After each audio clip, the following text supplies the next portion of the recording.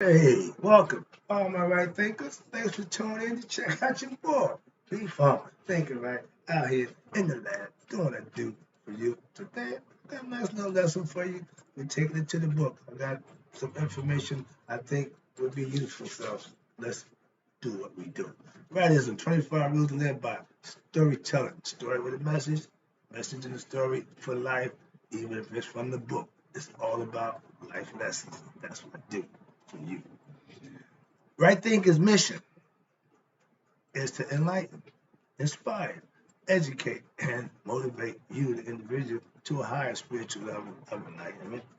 Right Thinking's way of life through mental and spiritual disciplines employed daily will help and guide you to obtain your goal of spiritual enlightenment, aka know thyself. My mission as the master right thinker is to have all right thinkers do what I do. Know thyself. That's my goal. That's my mission. Let's go, and I'm on it. Your job is to get yours, and I'm here for you to do just that. Let's go. Know thyself. A person who knows not and knows not that they know not is foolish. Disregard them. A person who knows not and knows that they know not is simple. You teach them. That's what I do for you. I got you. A person who knows not and believes that they know is dangerous. Avoid them. I do. A person who knows but knows not that they know is asleep. I'm a spiritual alarm clock here to enlighten you, to wake you up with knowledge of self. A person who knows and knows that they know is wise. Follow them. All these persons reside in you. Right? Think and look ourselves into my eye. Be true. I'm in my Mysteries of Isis book, and this gives you some breakdown. And this lesson is about, the title is The Practices Which Lead to Non-Dual Awareness. Becoming one with knowledge and understanding and daily righteous and virtuous living. So let's take it to the book, okay? How is it possible to realize this great truth of non-dual reality, which underlies the appearance of duality in all creation? Remember, Maya is duality. That's giving man a choice. Before duality, you had non-dual, one supreme being in the Evangel. We got a bunch of names for him, Padnetta, but yeah, God, Allah, one God, many names, and even more aspects of him, from nature to man to anything that's in existence. So those are lessons that you got to get and understand. That way you get a better perspective about life in general. That's the whole purpose. Now watch this.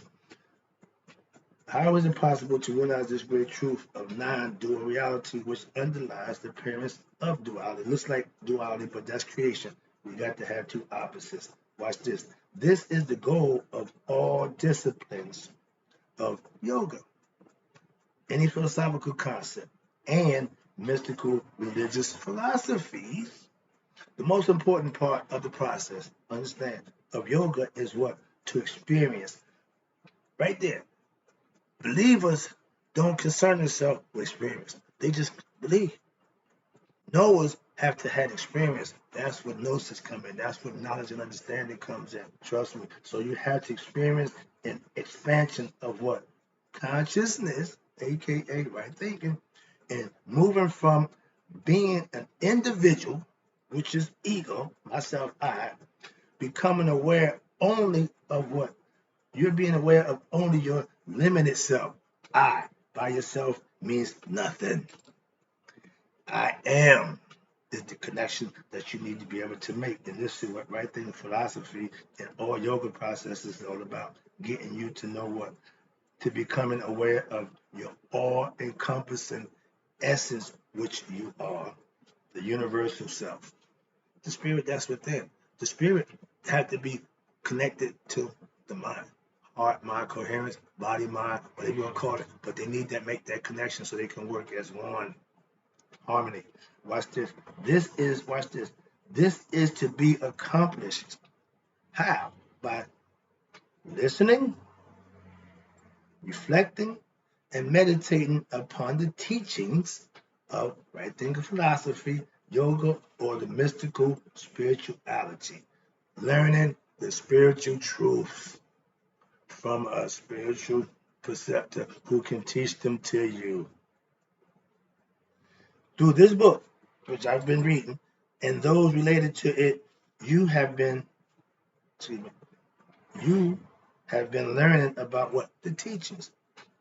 As you go through your normal day, watch this, today activities, you should try to what? Reflect on these and discover that your personal experience confirms your spiritual knowledge.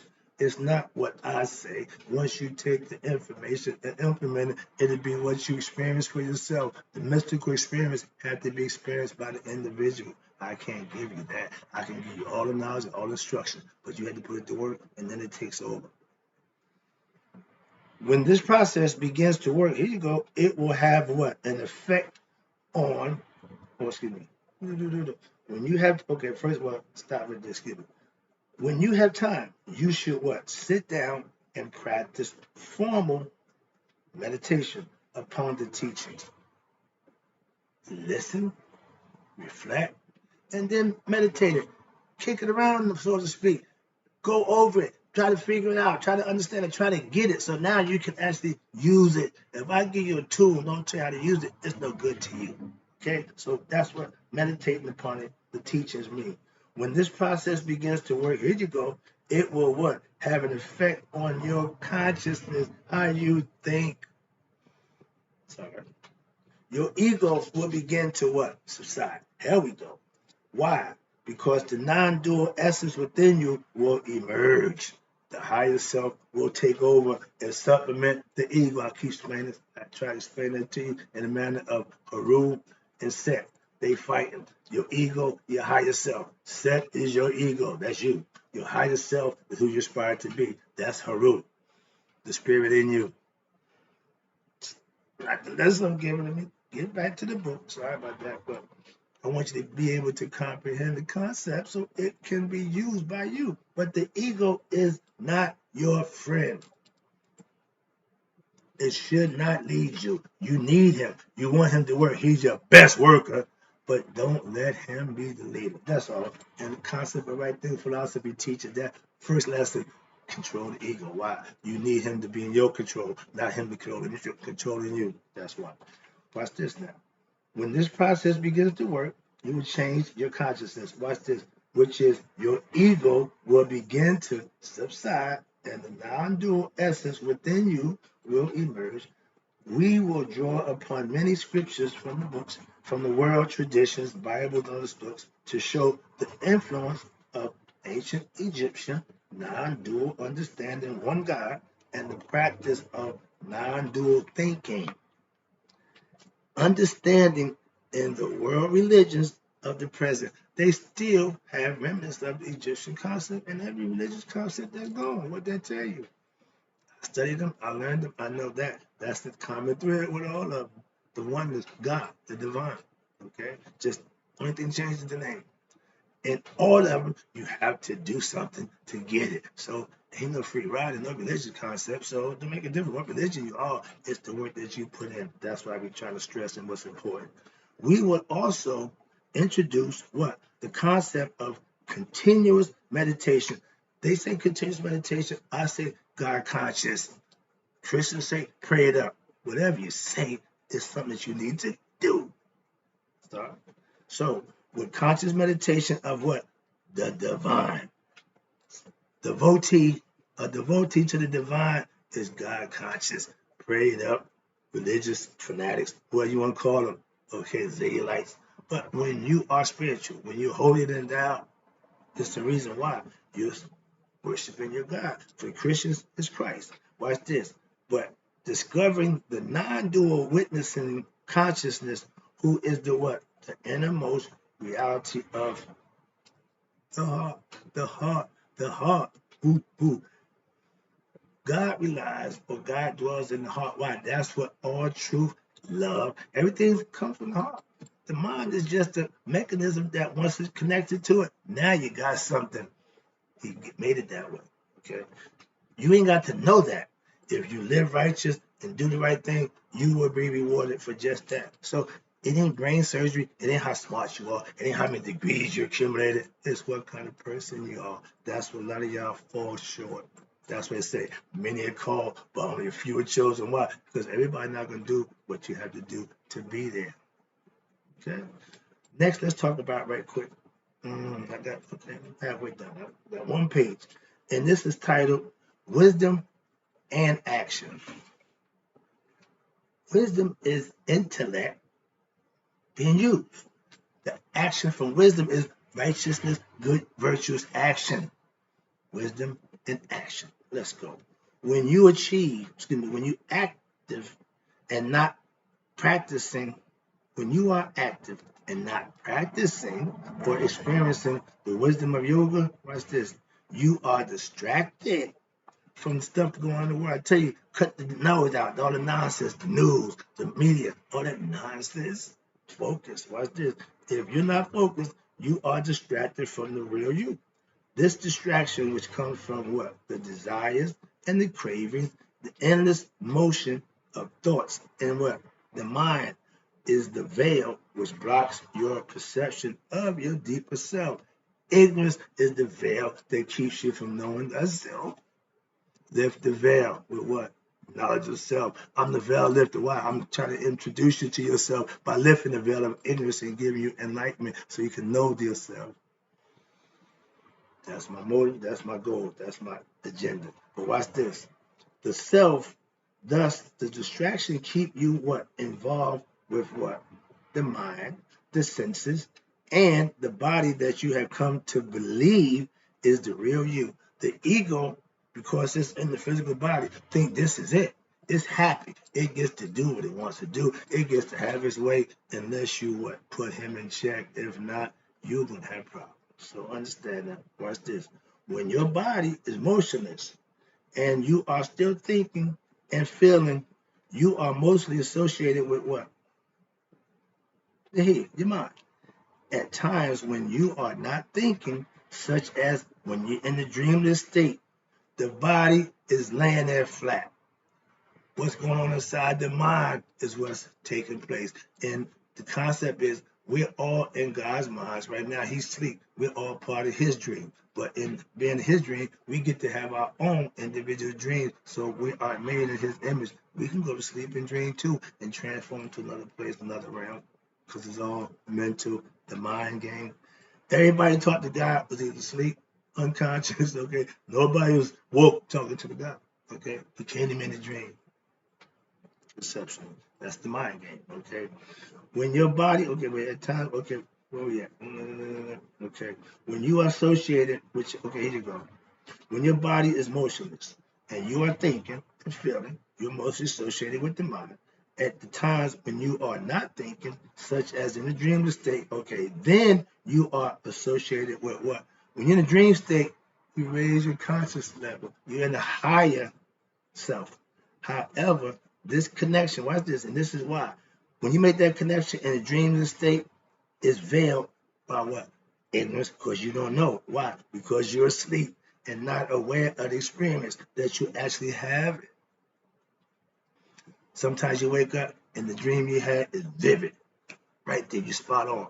But most times you don't have that. Why? Because you go into that deep dream state and you don't remember nothing. Okay? And as you go along, you find out in some heritage, they say, Native Americans in Australia say that the awakened state right here, this is delusionary world. The dream state is the real world. I'm just saying, and I concur. Why I understand the concept. Moving on, watch this. When you dream in that state and you go to your higher self, you're not aware of it because you're asleep and you're ignorant while you sleep. If you're a lucid dreamer, you understand that concept. That's why. Watch this. Now, during this time, you do, however, watch this, experience profound peace and rest. Why? The body just feels so much better at a good night's sleep. Why? Because the mind had its way and did what it wanted to do. Where we at? This is possible. Watch this. Why? Because you are turning away from what? Your ego, lower personality self to your individual higher self, and you're going into the realm of your inner self. God ain't out there. God is in here. That's why it says you got to go into your inner self. Starting to get the concept, I hope. In essence, you are moving closer to that which is what? Universal, and turning away from that which is limited. The I, or the ego. Okay? The am is your spirit. Okay? God is the great I am. Yeah, but he's in you. That's why I got to be I am. God is am. Okay? All that is, all that will be, we get to that later. But right now in essence, you're moving closer to which is universal, turning away, okay, to discover what? This realm, turn away from that which is limited, which is the earth realm. In order to discover this realm, you must what? Consciously turn away from what? The phenomenal world, which is this real world, okay? The real world of your ego and its problems, concerns, worries, and anxieties, which is distracting you from what? This inner reality. Peace, harmony, contentment. When you are ignorant, you are frantic, agitated. Watch this. Now, the practice of right thinking philosophy, aka yoga, would accomplish this task of slowing down the negative thoughts, changing the process of thinking, aka right thinking, by what? Meditation, when backed up by what? The practice of right thinking philosophy is the most powerful agent of what? Self-discovery. I'm bubbling over right about now. This practice of right thinking philosophy and meditation allows you to what? Develop a higher awareness which will affect all aspects of your life. But most importantly, it gives you what? You the aspect, experimental knowledge of your true self. Meaning you know yourself for yourself by the work that you put in, the things that you do. Not what you believe somebody said that somebody else did. I'm about to wrap it up. I'm good. Got a little paragraph to go. So watch this. The distraction of the soul in this world, human experience. We're spiritual beings having the human experience. This human experience leads to what? Mental impressions which are based on the external reality of the physical world, which is here, and on ignorance of what? The truth, the higher soul reality, aka higher self, the God that's in you. These impressions lead the mind, here you go, to what? Experience desires, thoughts, and aspirations, which what? Lead a human being to what? Experience more what? Desires, pleasures, and more distractions because of the desires and the pleasures that you're having for yourself. Desires born of ignorance, watch this, listen, cannot be satisfied.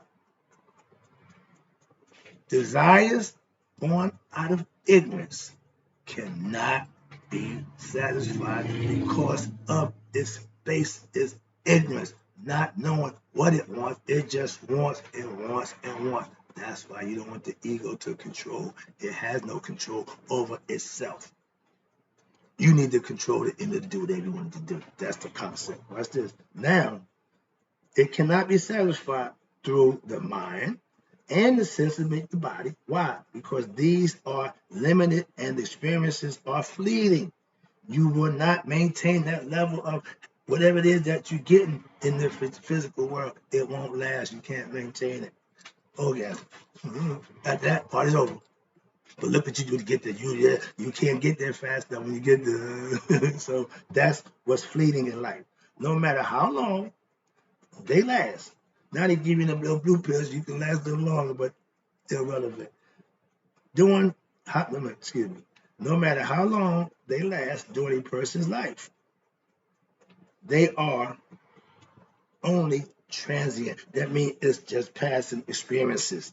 Transient means to pass through. It's not going to stay. It's just coming like a bus. They come every first time. It's transient. It's going. Transit, New Jersey Transit. So that's what it's all about. Transient experiences. And guess what?